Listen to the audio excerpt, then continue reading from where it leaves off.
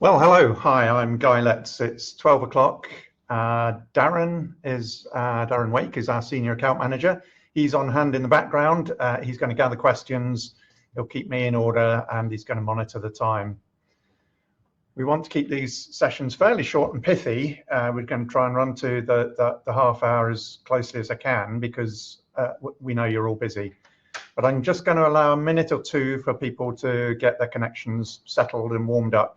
Then we'll make a start. So I think I'll target 12:02 for a start. And in the meantime, a bit of housekeeping for people who are here. There'll be a chance for questions at the end, but some people will want to dash off. So we'll make the questions just for anybody who wants to stay around. So feel free to leave at the end if the questions aren't relevant to you. I'm sorry if when I start you find I go too quickly, but we are recording and we'll send a link to that recording afterwards, so you don't need to scribble everything down. And we will offer follow-ups with anyone individually if you want to spend more time discussing anything one-to-one. Equally, if you feel I'm going too slowly as I go through, then I'm sorry about that. Either way, we practice what we preach and you'll get a chance to give feedback afterwards. Of course you will. Right, we'll make a proper start then. So a quick introduction. I'm Guy Letts. I lead on most of our implementations, and over the last 12 years, we've helped clients start collecting customer feedback and measuring Net Promoter Score now in hundreds of companies all around the world. I haven't been able to go to all of them, unfortunately. Some of them I would very much like to, but online and cloud software now allows you to do an awful lot from home, but we UK clients we do tend to see quite often. During the course of those 12 years, we've learned a huge amount, and our goal in these webinars is to share what we've learned with people who are just starting out or near the start, so that you can learn from our experience. I'm not going to lie, we'd love to have the privilege of working with you, but honestly, whether you end up using our software or you decide that somebody else's software is better for you, we're aiming to help save you time, to avoid all the bear traps and make your customer feedback program a great success. The main thing we try and do in approaching customer feedback programs is to bring fresh thinking and common sense to the process of measuring and improving customer satisfaction. Hopefully you'll find it's a breath of fresh air, because goodness me, your average satisfaction survey is not a great thing to receive, is it? So we do find that we take a different approach from most other companies we've come across. We're all about making feedback great for customers, because it's not surprising when you think about it, making things better for customers is actually the way to get the biggest benefits for your business. The first radical idea I'd like to suggest is that you treat feedback as an extra service that you offer customers for their benefit, instead of treating it as a data capture exercise for your benefit. Of course, you will benefit in the end, and it turns out you'll get much better results. But you have to flip your thinking around and see this process from the customer's point of view in order to make it more successful for you. Because the traditional way, I don't know whether you'd agree with this, but I think the traditional way of collecting customer feedback is broken. And I think it's always been broken, even though lots of big companies still do it this same old way. It's loosely based on like a market research model that involves collecting data and sending out surveys, and maybe the survey concept is the thing that wrong foots us. But you'll see it's definitely not the best way to go about it, because no customer ever in the history of the world wants to fill in an incomprehensibly long and complicated survey which has landed in their inbox or pinged on their phone when a company decides that it needs some data. And even if you do reply as a customer of that company, you're almost 100% guaranteed never to get a reply. Even if you've told them, even if you've used that opportunity they've given you to give them a cry for help, and you've told them about a big problem that's made you mad as hell and you're about to leave, no customer wants that experience of being ignored ever. But that's still the way most companies do it. And do you know the worst part? The worst part is the people sending those surveys are trying to improve customer experience. Well, today we're going to help you choose software that will do a better job. It's a crowded marketplace with lots of vendors competing for your eyeballs and hustling for your money. And a couple of seconds of Googling will give you dozens of adverts and a few genuine results buried in there. You'll see all sorts of different types of software. There'll be survey packages and review software, and even some market research companies. And some of those results and adverts will be useful to you, and some won't be suitable. And that's all those hundreds of results will be even before you go about whittling them down to ones which best fit your needs and your budget, and you find people who you gel with and want to work with. So clearly there are challenges even when you're just starting your research. How are you going to choose?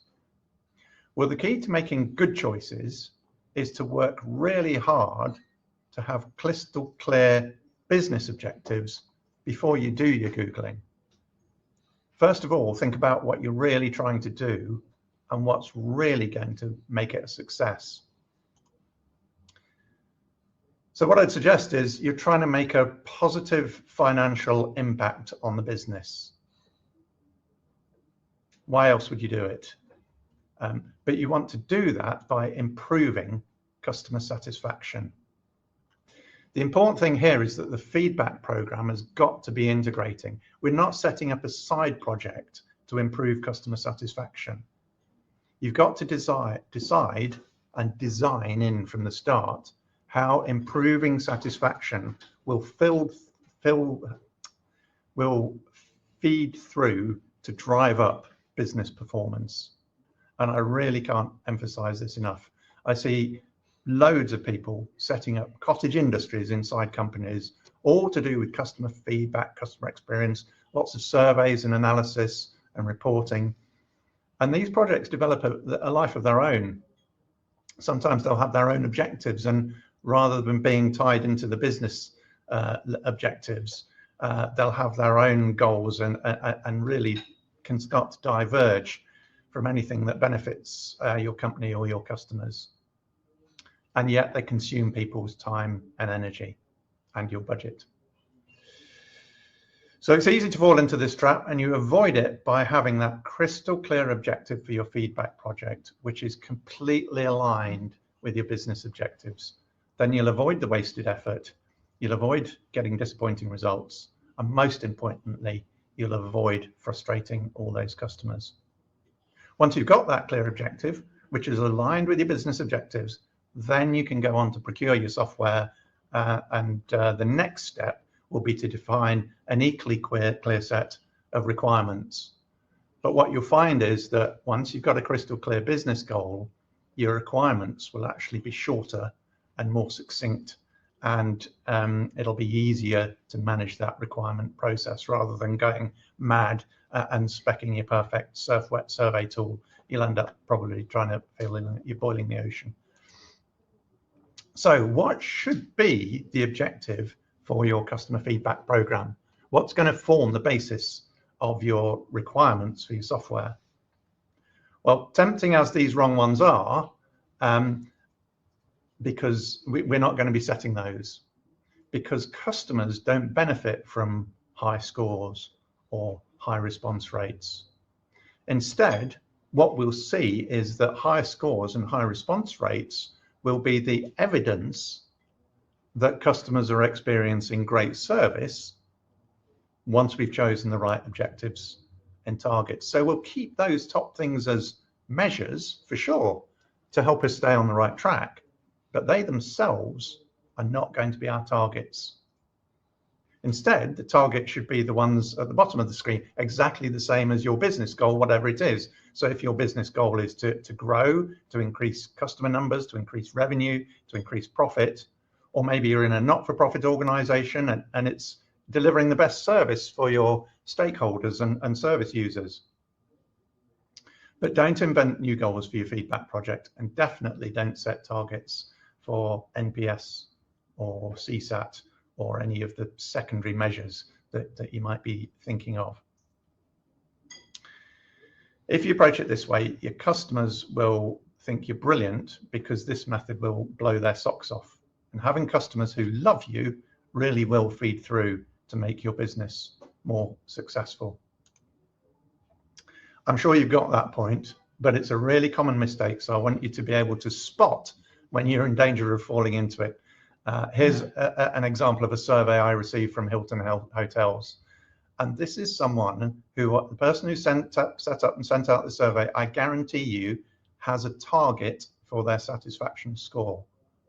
So how do I know for sure that they have a target for satisfaction score? Can you see there, they've switched the scale around and they've done it from 10 to 0 instead of from 0 to 10. Well, if you want higher scores, you can always find a way to make the number higher. And here they're playing mind games to try and get a higher score by reversing that scale.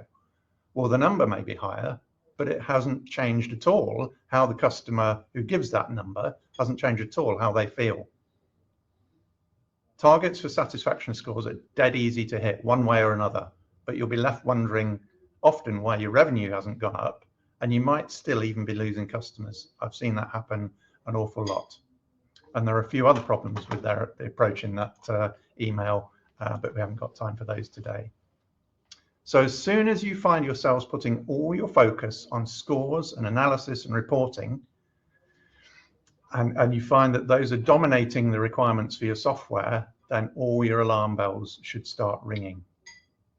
Because scores and analysis and reporting is about measuring satisfaction, not improving it. The person who has just submitted their survey, they might be in the last chance saloon. They might be hanging on by a thread, and they may already be investigating other suppliers.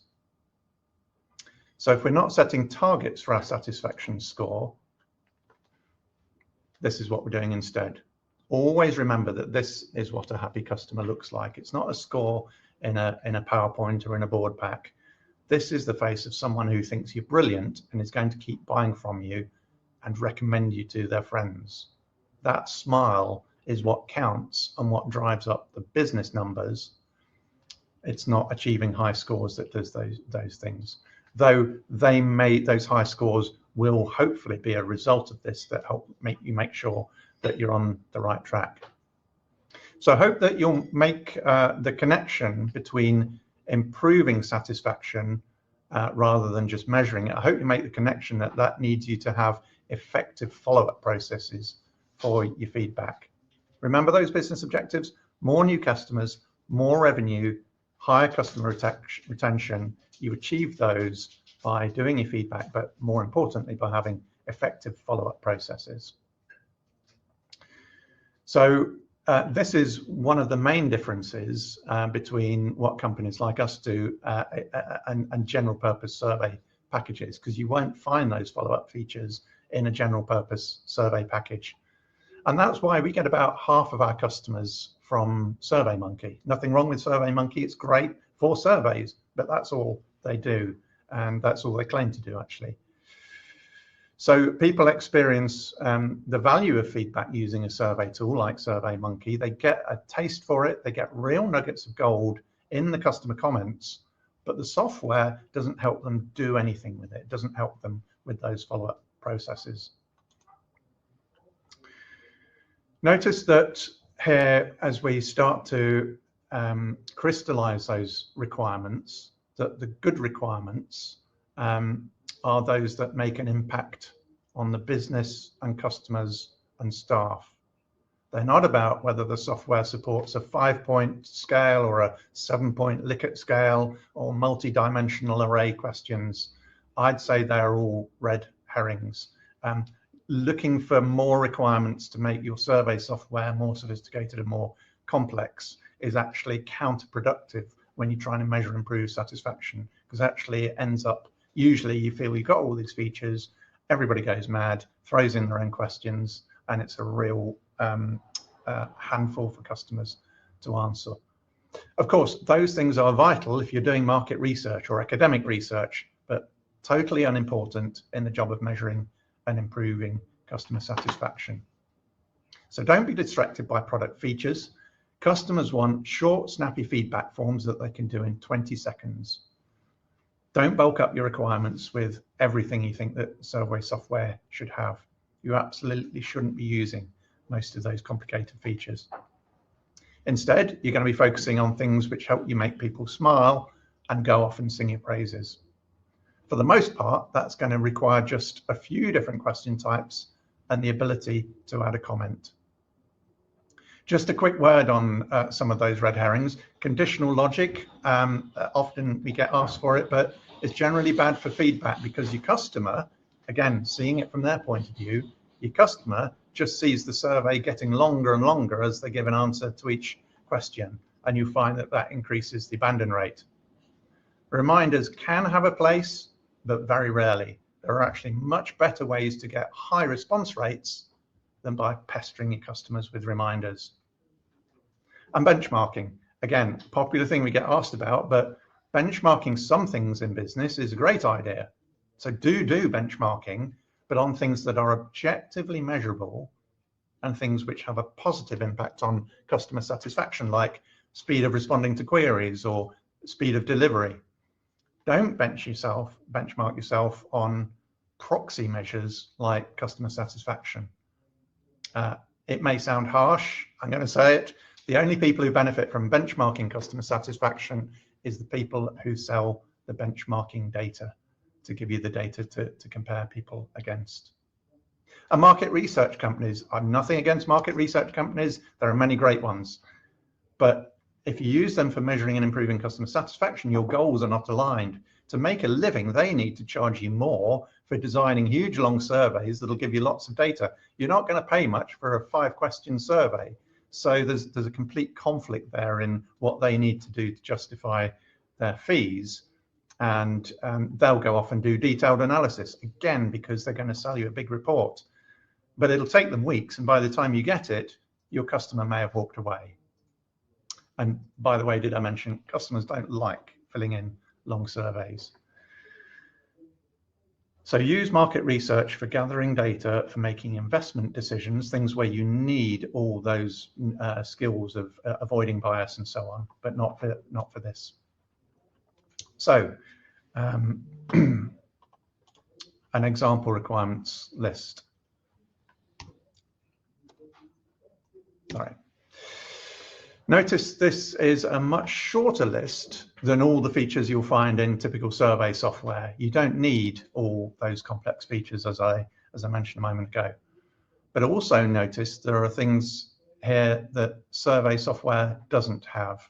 And these are going to be the key things for building those follow-up processes and doing the improving rather than the measuring. So you're going to want to make sure you can integrate with your other IT systems. You're going to want those follow-up features so that you can improve satisfaction rather than just measure it.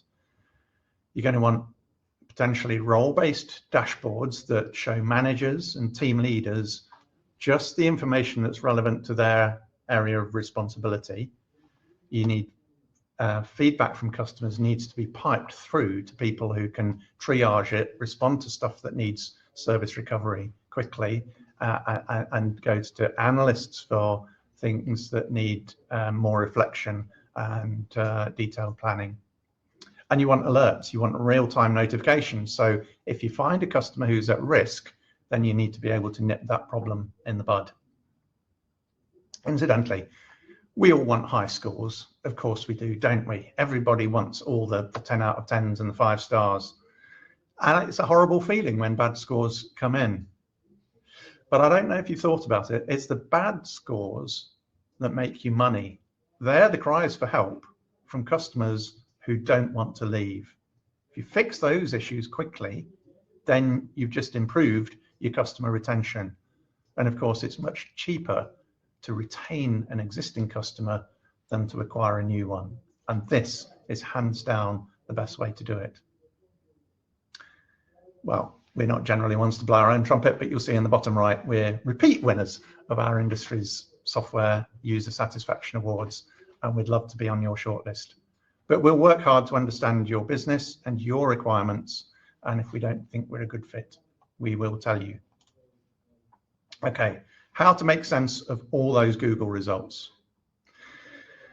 There are three types, broadly speaking, of software and supplier that will feature in those results. They all have a part to play in business. This is not about good and bad. It's about understanding the differences so you can choose what's right for you. And be careful to have in mind that business goal that we set at the start. For example, don't make the mistake of thinking that review software will help you improve customer satisfaction. It's not designed to improve service. It's designed to improve sales by displaying social proof on your website that helps you increase conversions from website visitors to people who actually buy.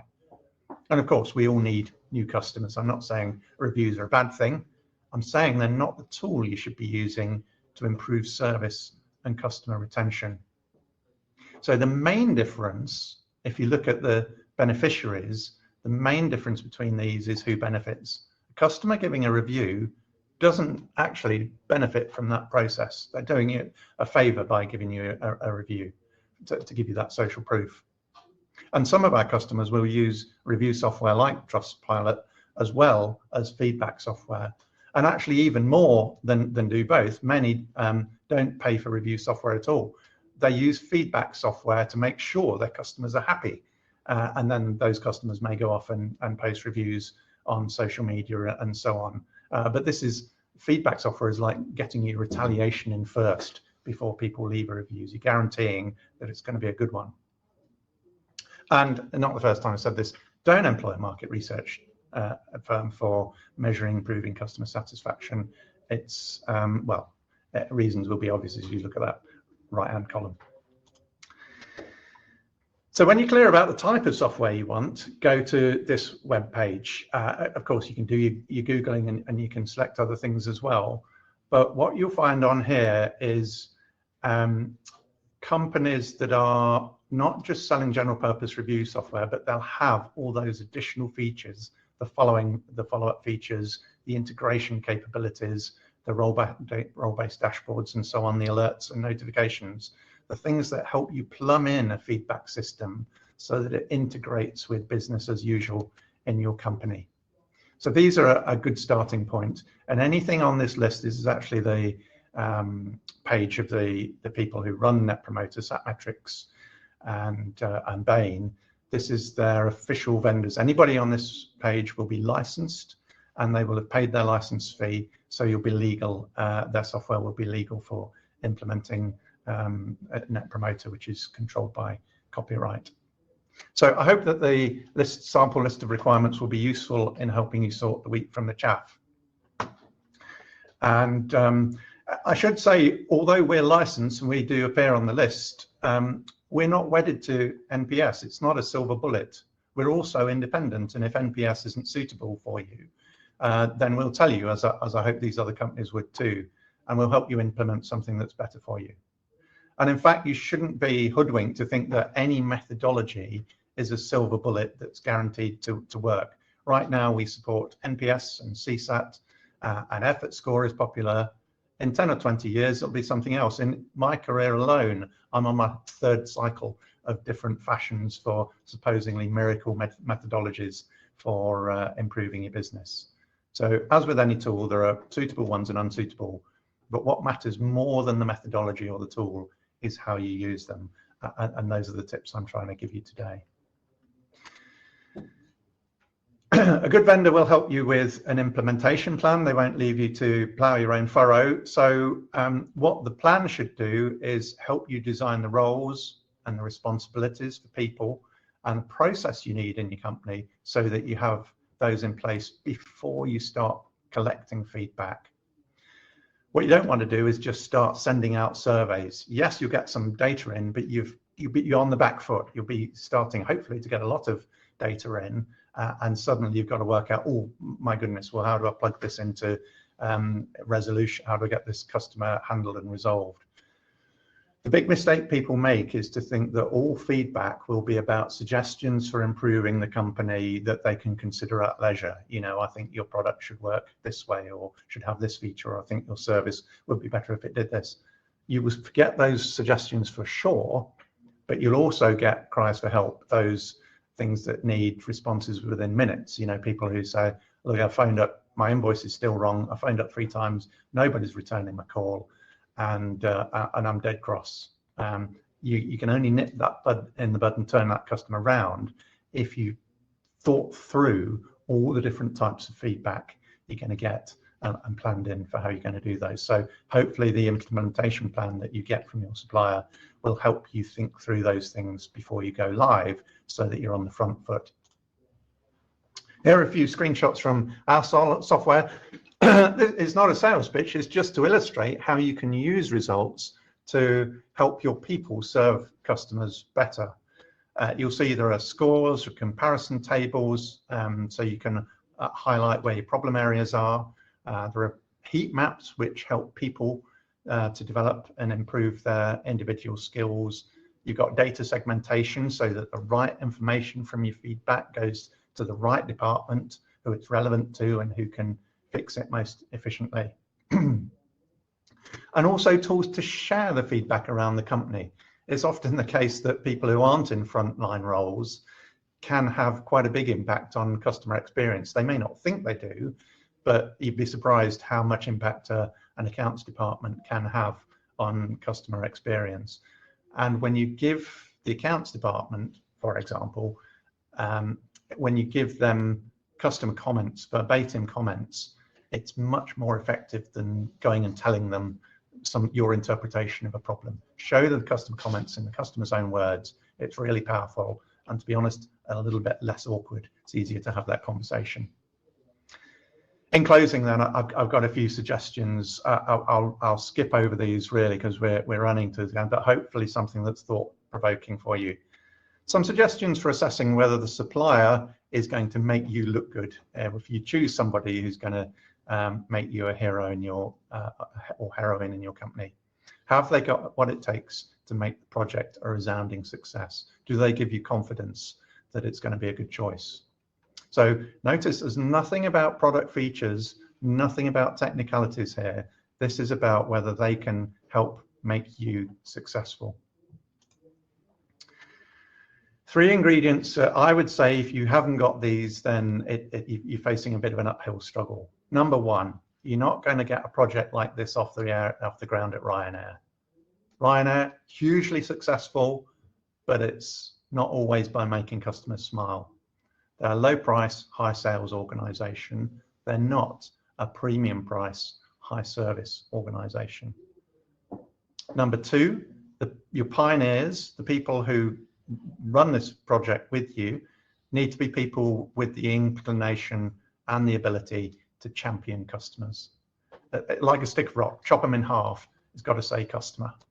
And number 3, start small. The beauty of this, it's not like getting a new CRM system or a new account system. You can start small, make that bit brilliant, build on success, and then repeat over and over again as you roll it out. And 3 risks to avoid.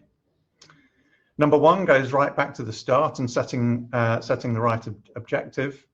There's a graveyard of well-intentioned people who start this process because they thought feedback was a good thing to do, or maybe because they think it's best practice, which of course it is, but they didn't understand how it would feed through and make the company more money. Number 2, well, how good's your data? Hopefully in great shape, but don't email a customer about customer experience unless you've spelt their name right and that you're confident that your data is in good shape. And number 3, you'll have got this by now. I've laid it on with a trial. Look, ditch the bad old ways. Don't copy how other companies do this, especially big companies who you would have thought know better. Take advantage of the fact that you know how to do it brilliantly now and get an unfair advantage on your competitors. So finally, we're not here to sell today. We genuinely want to share experience and share what we know. I hope you found it useful. If you have, that's mission accomplished for us. If you do want to find out more, there's contact details there. We will follow up with an email with some more resources, and share this video if you want to scribble down the notes. And I hope that's been useful. I really hope it's been helpful for you and helps you in your programs. Don't hesitate to get in touch if you want a one-to-one. Sorry we run out of time for questions, but thank you very much. Have a good afternoon.